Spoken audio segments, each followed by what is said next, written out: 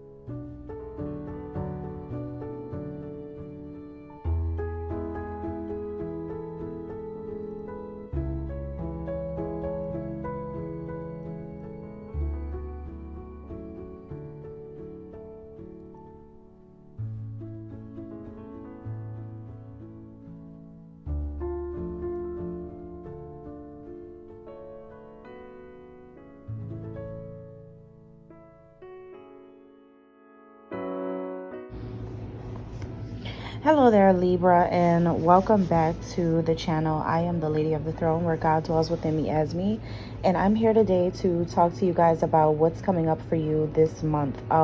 We're in the middle of November, going toward the end of the month. I know that it is pretty late for me getting back to you guys with this, but I just didn't want to record anything in the beginning of November because there was just so much going on with the election and all this stuff. And I didn't want to seem biased. I wanted everything to just be fair and square. So now that that's over with, let's go ahead and look into what is going on, or what has been going on for the month of November for the sign of Libra. Keep in mind that this is a masculine or a feminine reading. So this is a general one, and it can be for anybody out there. I'm going to tap into your love life, spirituality, whatever the major theme is for the month. That's what we're going to be talking about today. So keep that in mind as you are watching. So Libra, let's go ahead and talk about it. November, there was a full moon in the sign of Taurus. And whenever the moon is in Taurus, or whenever there is a Taurus moon, what comes with it is resistance, delays, stubbornness. But Taurus also rules the second house, which is also about money, finances, wealth, and all of that. But you guys may experience some type of like mishaps in that area. And this is not just for you personally. It's something that happens universally with everyone. It's not just you. It affects a lot of people. Or you may experience like other people around you being a little stubborn, resisting, not wanting to do certain things your way, or maybe it's you not wanting to do things other people's way. But there has been like a little bit of like, Taurus isn't the one who likes to manipulate, but Taurus does like to test. That's one sign that likes to test. So that is a sign that, when the moon is in that type of energy, you have to be prepared for a test from God. You have to be prepared for that. You have to be prepared for the results as well. And I feel like, that's just the time that we're all in at this time, to be honest, as we're all being, like going through different things. But you guys specifically were like the students of the test, I feel. You guys were like the target. Since you're in the middle of the zodiac, I told Virgo the same thing. So it's not just you. You're not by yourself. It's that sign as well. Since that's your sister sign, they're right next to your sign. So just keep that in mind for the rest of the month of November, okay? All right, so Libra, let's get into it. What I'm picking up intuitively about November is no more backtracking, all right? No more going backwards. Things need to stop going backwards. Things from your past and old wounds and old situations, old stories, the old way. It is time for change. It is time for change. It is time for real change. And I do feel that you're at the center of it. I do feel that you have been tested in order for God to produce a change. And that's what I'm getting. So it is time for that. And I feel like you are really going to be sticking to your plan. All right. Whatever the plan is that you have created is like you're resisting changing because you want to stick with your plan. You're resisting, others taking control because you had a plan. You're resisting things going in a different direction because that's not the direction that you set out to go in. It's that type of thing. So between you and Virgo is like, it's similar, but you're a little different, where you're way more bullheaded about things than the sign of Virgo was. You're way more like trying to lock in and clinch down on your plans, your ideas. Virgo's more like escaping, but you're more like, okay, I don't want to run from it. I want it to go my way. So that's when the Taurus full moon energy comes over you, Libra. However, it's not meant to be that way. What I'm coming in to tell you is that it's not meant for things to go backwards. Now God is moving everything forward. So I think that you may find it very difficult at this time in your life for you to complete projects that you have started because of that resistance that you're getting. It's like it's like a tug of war that you're having with God. If you pull, God's going to pull even harder. If you, try to get a whole team behind you to pull and tug at that rope, and for it to all go your way, and kind of like take it all from that side, it's not going to happen. The strength of God standing alone is way more powerful. So that rope gets tugged in a different direction, and you and everyone else behind you falls. So that's the effect. That's what I'm getting here, just to use a simple analogy or like a metaphor for you guys. It's like that. It was like a tug of war thing. But I think it's just meant for things to change now. I think it's just meant for you to go in a different direction now. You could have started to feel this overwhelming feeling or this feeling of defeat. And then whenever you get to that point in your life where you feel like that, it means that it is time for a transition. It is time for transformation. It is time to let the magic happen. It is time for you to surrender to the divine. That's what that is trying to tell you, that it is time for you to surrender to the divine.